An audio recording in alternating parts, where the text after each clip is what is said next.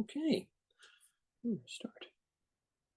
Okay, so my name is John David Berdahl. I'm a life skills educator, art educator, and mental wellness presenter here in Moorhead, Minnesota in the American Midwest. I'm also a PCA or personal care assistant and direct support professional or DSP, and I work with a number of individuals who have different or differing conditions, whether it be perhaps dementia or Alzheimer's, Parkinson's, autism, OCD, ODD, and so on.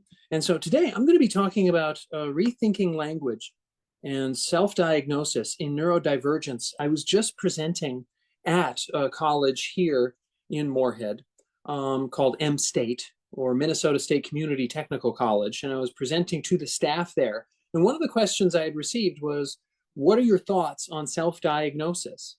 Okay, well, before I get into that, what are my qualifications? Perhaps we'll be talking about this.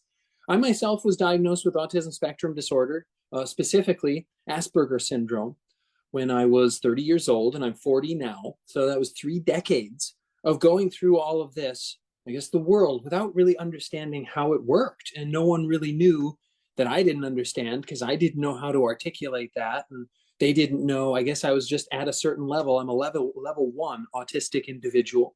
And so I'm very, very intelligent. I'm very, very excellent or adept at solving problems, at seeing patterns, and not so much hiding or camouflaging. I talked about mirroring and masking in another presentation for Autism Connect. And thank you so much, Autism Connect, for allowing me to chat on the subject of rethinking language and self-diagnosis in neurodivergence. And so finding out or receiving my own diagnosis, my own ASD diagnosis, was quite a journey for me. And I talk about that quite a bit in different presentations and in a documentary film that I'm working on and in podcasts. So to find out kind of what I was, I sort of had to find out what I wasn't. And so now I guess I've become an expert on that sort of subject, these characteristics, these traits, these qualities, these attributes that we have being neurodivergent. And so, yeah, I'll begin the slideshow. So, yeah, I was asked what my thoughts are on self-diagnosis. And the first thing I said was, I do believe that anyone beginning that journey, that type of journey, okay, finding out how it is that they experience sensory input, how it is that they process information, how it is that they remember things, or how it is that they feel things, is so very brave, is so very courageous. But one of the things we got to remember, if we're self-diagnosing, or I guess when we're self-diagnosing, is that we ought not to isolate, we ought to integrate, okay? And I'll say that again, don't isolate, integrate, okay? And so what do I mean by that? I'll be explaining that a bit as I go on. And so let's move on to the first slide. And so here's the introductory sort of slide, welcome and overview of the presentation. And so neurodivergence is a term that encapsulates the diverse ways in which individual brains can function differently from societal norms. This understanding challenges the traditional views of normal cognition, emphasizing instead that variations, such as those found in autism, ADHD, and dyslexia, are not merely deficits, but signify unique strengths and perspectives. The concept encourages a shift towards inclusivity and acknowledgement of the neurological diversity present within human populations, promoting environments where different cognitive styles are valued rather than stigmatized. Okay, and that's what I do myself in some of the classes that I teach and presentations that I offer. I make certain that people understand, that they're not. I mean, for so long we thought that neurodivergence, some people say neurodiversity, being neuroatypical, is a weakness, a failing, an illness, a sickness, a problem, and that the human being himself or herself or themselves are just problems to be solved, right? And not individuals who ought to contribute in valuable and meaningful ways in society and in culture. And so that's why definitely I have these, or I provide these sort of talks where it's like, hey, I very much model and display I am neurodivergent, I am different, I am disabled, but, or I suppose sick, but look at what I can do. Once I know how to intentionally focus, once I know how to integrate, again, these traits, integrate these symptoms, integrate these gifts that I have, and aim them in certain ways. It's very, very important. It's very crucial, that people do know that we can do so much and provide so much. There we go. So I was on slide. There we go. Yep. And the discussion around self-diagnosis in the context of neurodivergence has gained momentum as more individuals find empowerment in identifying and articulating their experiences without waiting for formal diagnoses. Self-identification can serve as a pathway to understanding personal needs and seeking appropriate support, although it also raises questions regarding accuracy, legitimacy, and the potential for misdiagnosis. Advocating for a balanced dialogue is essential to navigate these complexities, ensuring that self-identification is respected while also maintaining the importance of professional oversight in the diagnostic process. And so, yeah, I've educated students in classes who will walk up to me and say, I am autistic, I am dyslexic, I identify as ADD or ADHD. And I will ask, were you diagnosed by a doctor? It's like, and not to put them on the spot too much or not make them perhaps feel bad or feel uncomfortable, but just finding out, okay, how did you find out? Because that was my journey. Yes, I was misdiagnosed myself. Absolutely. I was diagnosed with bipolar disorder. And then it was guessed that I had borderline personality disorder and PTSD and OCD. And really none of those diagnoses fit, and none of the medications were really doing what they were supposed to be doing for me, until finally I met a child specialist, a child autism specialist, who referred me to an adult autism specialist. And I was diagnosed formally with autism, and we all work together. And that's what I do mean by don't isolate, integrate.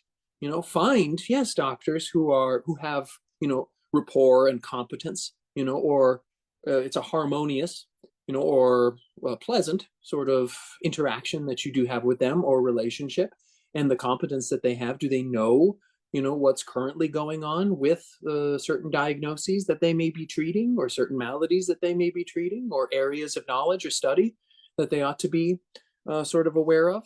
Find those individuals, but yeah, don't rely on them too much, perhaps. Don't treat every word they say as gold or absolute. Yes, pursue your own sort of interests, or pursue your own sort of fascinations, or answer some of your own questions, if they don't seem to be able to do so, or I don't know, ready to do so. And so that's what I make certain people, students I have, they'll self-diagnose. I went online and I took a test, and so I'm ADHD. And it's like, well, have you actually talked to others who, have this diagnosis or were also diagnosed with this condition? And not so much to prove that they have it, but to find out, what your experiences are going to be like. Have you talked to, clinicians or professionals who've treated individuals, again, to get a sense of kind of what's going to be happening in your life? And then again, just relying on yourself, making certain that you're incredibly, independent and focused on, concentrating on what it is that you do believe you're supposed to accomplish, or what it is that you do believe you're supposed to achieve. Just don't probably solely rely on, that test you took in or on the website. Here we go. Importance of language. So language plays a crucial role in shaping how we perceive neurodivergence, as it not only reflects societal attitudes, but also influences the way individuals see themselves and interact with others. The terms we use can either empower or marginalize individuals with neurodivergent conditions. For instance, using person-first language, such as a person with autism, instead of an autistic person, can emphasize the individual rather than their condition, fostering a more inclusive environment. Acknowledging the impact of language is essential in creating spaces where neurodivergent individuals feel valued and understood. The shift in language surrounding neurodivergence has been significantly supported by advocates who work tirelessly to highlight the strengths and diverse capabilities of neurodivergent individuals. These advocates have promoted terminologies and that focus on the unique perspectives and innovations that neurodivergent individuals bring to various fields, such as creativity and problem-solving skills, by reframing the narrative from one of deficits to one of strengths. They help foster a better understanding and acceptance of neurodiversity within society, and neurodivergence too. This transformative approach is crucial in dismantling stigma and promoting inclusivity. Okay, and that's definitely what I do as an educator, as a presenter, as a human being. I make certain that individuals know it's like, yes, I do operate this way. I do function this way. You know, I'm going to succeed in this way as an autistic individual. You know, and for myself, you know, concerning person first language, one of the I've talked about in another presentation that I have a co-occurring, what often co-occurs with autism is alexithymia, and it's often considered just a symptom. The alexithymia that I experience is pretty strong, and so I don't know how to be bothered intrinsically or innately when someone calls me autistic instead of a person with autism. But I do understand how some individuals do not need to be labeled that much or categorized that much, or I suppose stereotyped maybe, or as we were just talking about, marginalized that much, you know, just put into this sort of shelf or this sort of place, you know, in someone's head instead of just being John, you know. But autism affects me so much, I just say I'm autistic. Absolutely. And yeah, some people will say I ought to, I don't know, gravitate more towards person first language, but I treat it more kind of like it's so a part of me that it's saying I have brown hair, saying I have brown eyes, saying I'm 6 feet tall, saying, you know, I have autism, you know, and that I am autistic as much as I suppose that I am human, you know. Yeah, and so I just make certain when I'm working with individuals, especially students or clients, you know, I'll find out, how is it that you do experience this? How is it that you do approach this? Do you need me to say, you know, for your own comfort level or for your own sense of joy and happiness and purpose? You know, are you, do you have autism, or are you a person who identifies as autistic, or are you an autistic individual, or, you know, and we work it out, we figure it out, and, you know, we just go from there. And sometimes I just call them by their name, you know, and I never really consider, or I often don't consider the conditions they have. And I'll say this, I say this in pretty much every presentation now that I offer, you know, each of us, all of us have a condition, okay? It's called the human condition. And some of us are more human than others, right? Oh, golly. I better move on. And so, yeah, if there are any questions too, go ahead and post them, or there we go. Or mention perhaps that you have a question and I can answer that too. Here, let's go back. I was on slide 3. So let's go to probably slide 4. There we go. There, celebrating progress there. Okay, so the neurodiversity movement has significantly reshaped public perceptions of neurodivergence, promoting the idea that differences in brain function are a natural part of human diversity rather than deficits that need to be cured. Influential advocates such as Dr. Stephen Shore, an autistic educator and speaker, and Tempo Grandin, an autism advocate and author, have played pivotal roles in this transformation. Their personal experiences and passionate speaking have highlighted the unique strengths of neurodivergent individuals, encouraging a more inclusive understanding that values diverse cognitive styles. Advocacy efforts have brought notable quotes and anecdotes that underline the importance of celebrating neurodiversity. For instance, Dr. Temple Grandin once stated, "I see things in pictures," which captures the vivid visual thinking often associated with autism. Such insights provide a glimpse into how neurodivergent individuals perceive the world and challenge traditional notions of intelligence. These narratives have united communities, encouraging individuals to share their stories, thereby fostering a greater sense of belonging and empowering others to embrace their neurodivergent identities. And so, yes, definitely, while I'm presenting, you know, on the topic, I suppose, of celebrating progress and just celebrating ourselves, when I'm presenting, absolutely, like in this presentation, I've talked about, you know, the autism traits and neurodivergent sort of characteristics or attributes, or, you know, as I had said, qualities that I do have or present or manifest. You know, and when I'm presenting, when they occur, like when perseveration occurs, perhaps, you know, I will let people know this is happening right now, and this is what it looks like for me.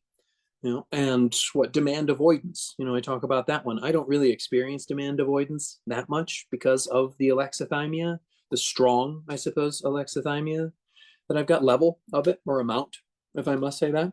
So I don't know how to be anxious. And so with demand avoidance, you know, anxiety rises, and so does the avoidance too. So you'll get, you know, as there's discomfort or change in routine, you know, you get this no, no, no, no, no sort of thing. That doesn't really happen with me. And so I'm really an atypical that way. And so I look very typical because I don't experience too much demand avoidance, you know, but definitely stimming too. If I begin to stim while I'm presenting, I'll explain to people that's what's happening right now, you know. And so, and I celebrate too, this is me, you know, and this is how it is that I do accomplish, you know, this is how it is that I do achieve. This is how it is that I do, if I must say, win. This is how I win so much, and this is how I change so much, and this is how I inform so many people, because this is happening at the same time, you know, when I'm supposed to be presenting, you know, and this is supposed to be a weakness, you know, but I just moved past it, you know, and I suppose I fail in front of everyone. I fail, you know, in front of everyone, and I just keep going, you know, and really,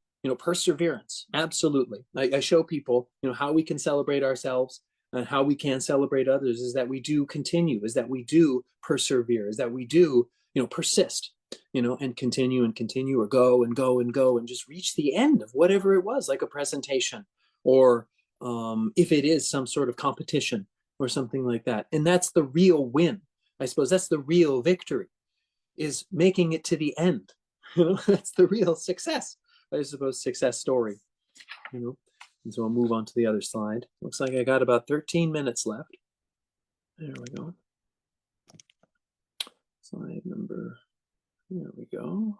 Celebrating there. So the courage to embrace labels. The journey of accepting a neurodivergent label can be complex and deeply personal. Initially, I resisted being labeled due to a fear of stigma and misunderstanding. Now, I did refuse, absolutely, here. I did refuse to be labeled as bipolar because it just didn't fit. The more I read about the more I read about bipolar disorder, you know, mania and depression mania, you know, peaks and troughs and peaks and troughs.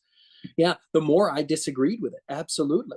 And that's what we can do as we advocate for ourselves, you know, yes, and embrace the, I suppose, correct labels, you know, and as we fight for what our own sorts of, you know, values and our own sorts of ideas and our own sorts of perspectives, you know, absolutely, we ought to challenge something that just doesn't seem to fit. And if some doctor says that you can't do that, if some professional says you can't do that, if some sort of clinician, specialist, or expert says you can't do that, they're probably selling something. You can say goodbye to them. You know, you can trust yourself, absolutely, but we can also work together. You know, and again, if there's rapport and competence, if they seem to know what they're talking about, and if they present a sort of disagreement in a certain way, instead of just saying, no, you can't disagree with me, that's really unhealthy, okay? But if they do say, you know what, you may be seeing this, but I'm seeing this. Can we talk about it? You know, that's different, you know, and try and work with someone who's presenting, you know, a sort of difference in opinion, difference in sort of feedback, or difference in observation or point of view. Absolutely do that, you know, or work with that person, you know, because it seems like, you know, there's a bit of, I suppose, respect there, you know, that you're having your own, there we go, sensory experiences. Let me go back to this. There we go, to embrace labels. There. Accepting a neurodivergent label can provide significant benefits, such as clarity and understanding one's unique neurological makeup, access to support networks, and resources tailored specifically to individual needs. The label functions like a key that unlocks doors to community and understanding, connecting individuals with others who share similar experiences. This sense of belonging can be incredibly validating, and many find comfort in knowing that they are not alone in their challenges and victories. Labels can also inform educators and employers about the best ways to provide support and accommodations. Absolutely. Oh my gosh. You know, so it's like, I personally had been Um, I have experienced discrimination or discriminatory practices because of talking about, being vocal and visible as an autistic member of the community or a member of the community who identifies as autistic, if we need to go person first with language. And so individuals, there has been ableism. The people think I talk about being autistic and they think I'm mentally retarded and that I'm not able to accomplish a task just because they haven't seen me do it, or just because I haven't, I don't know, provided adequate, or haven't demonstrated to them immediately that I can do something, especially in the way that they think it ought to be done. And that happens very innocently sometimes, and it happens in families. Families will, ableism I'm talking about, and that type of discrimination. They'll say, oh, that seems really hard for you. You know what? I'll do it just to make it easier. So for individuals who may be listening to this or watching this and who have that sort of thought process or have that sort of, I don't know, maybe approach, or they think that they're supporting someone by doing something for them, when they're the one, that individual, I suppose the holistic individual, I'll say that, or typical individual is feeling uncomfortable. So the typical individual is just going to do something, complete a task. And they're explaining it as a type of support or as a type of convenience or a type of help. Please don't do that. Okay. As an individual who is autistic, or as a man who identifies as autistic, I have been robbed of many lessons in life because individuals have done that. They have said, I will do this for you. And so I don't know how to do it because someone else did it for me. And so I didn't learn the steps to doing something or the reason for doing something, because that another individual, I suppose an able-bodied individual, if we must say that, or just a person who hasn't been diagnosed with a neurodivergent condition or disability, just did it because they thought it needed to be done sooner or needed to be done right. And so a lot of us with disabilities aren't offered major lessons in life, aren't provided major lessons in life, because other people just do things for us and they can't perhaps stand to see us struggle, or they can't stand to see something not completed in a certain manner. And so I will repeat, please don't do that. Be patient and let the person learn at their own pace or at their own speed. Let us fail. And that's totally okay. Although if it's an emergency, please do provide support, or please do provide help. That would be really, really wonderful. There we go. Let's go back to, all right, let's go back to the presentation. Here we go. We'll skip that. Okay, problems with self-diagnosis. All right. While self-diagnosis can be empowering, it also carries significant risks, particularly the danger of misidentification. Many individuals may label their traits as neurodivergent without fully understanding the complexities of neurodevelopmental conditions. This can result in overlooking other underlying issues, potentially leading them to adopt a narrative that doesn't truly align with their experiences. For instance, I once thought certain social anxieties were indicative of a neurodivergent condition, only discovered they were part of a broader anxiety disorder. Okay, and so there. And because, I was being misdiagnosed myself. Okay, so bipolar disorder, borderline personality disorder, PTSD. Okay, definitely PTSD. And so I was offered a CBT, or cognitive behavioral therapy, to help out with that. And as I was reading more about some of these issues, especially anxiety, okay, and how I wasn't, I didn't seem to have, as far as I know, an anxiety disorder, because I didn't even know what that was like. The more I read about it, like intellectually, I understand what anxiety is like, but emotionally, okay, it's just, this life is ones and zeros to me. And so it's just information, it's just data.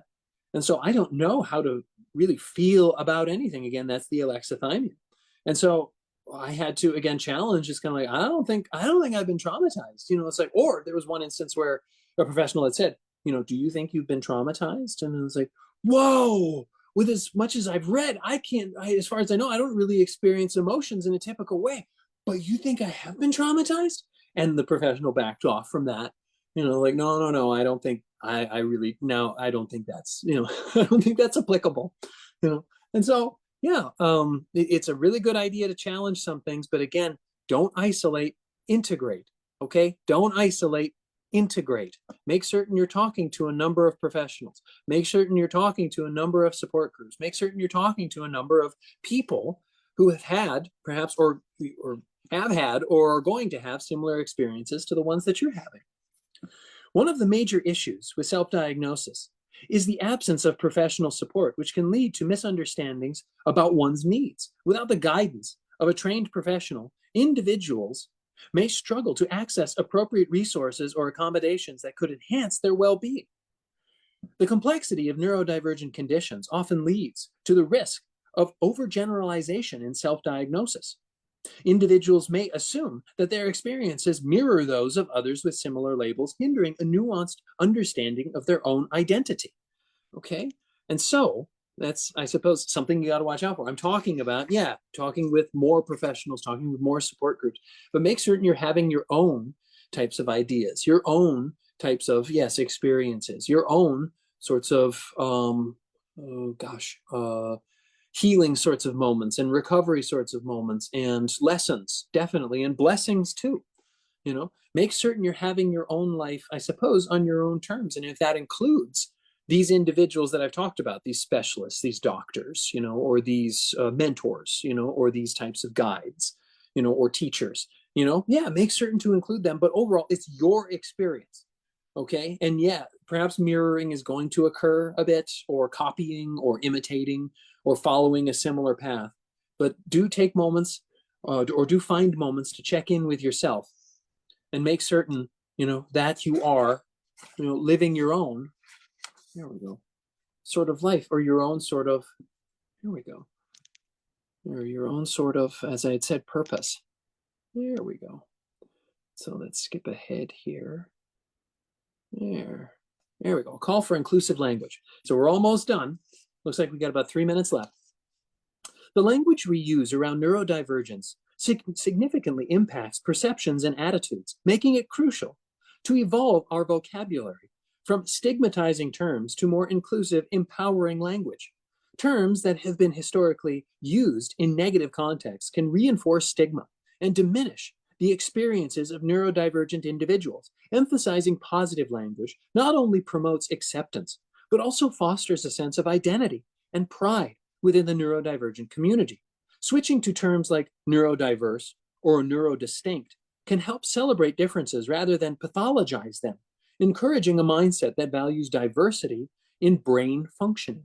And I definitely discuss, what slide? There we go, 14 out of 16, good. So I definitely discuss with people, both specialists or doctors, experts, and clients that I work with or students, don't not so much overthink something, because sometimes some of us do need to overthink something or really, really, study something or analyze something or examine something, a concept, or a process or a job, or a request, so that we do completely understand or grasp what it is that we're being asked to do or what it is that we're going to be doing. But let's not just pathologize everything. Pathologization, let's not just look at something as if, let's not look at every aspect of a person's life as if it's something to be treated, okay, just because they have a diagnosis. Sometimes they just have a personality. Sometimes they just have interests. Sometimes they just have quirks, and sometimes we ought to ask for consent or about consent, to be, providing help for them or providing support for them, or even just spending time with them, or touching another human being. Sometimes you have to ask, is it okay that I put my hand on your shoulder? Instead of just doing it, or perhaps being, angry that they're not allowing you to do something that you're allowed to do with other individuals. So make certain we're just treating people, or that you're just treating a person like a person, and have a conversation about what they think is really healthy, what they think is really encouraging. Ask them about their ideas, or about their, points of view, or their sorts of, outlook on that sort of, topic. And I do believe you'll probably be surprised about what you're going to find out. Here we go. And we'll skip to this one. There we go. And as we come to the end of our discussion, I ought to extend a heartfelt thank you to each one of you, and for your courage and commitment to engaging in conversations about neurodivergence, It takes bravery to challenge traditional notions and reframe our understanding of neurodiversity. By being open to new perspectives, we contribute to a more inclusive community that recognizes the diversity of human experiences. This willingness to rethink our approaches not only enriches our understanding, but also fosters a supportive environment for those who identify as neurodivergent. Okay? So in this presentation, thank you so much for your time. Thank you so much for your own sorts of experiences. Thank you so much for not giving up, not quitting.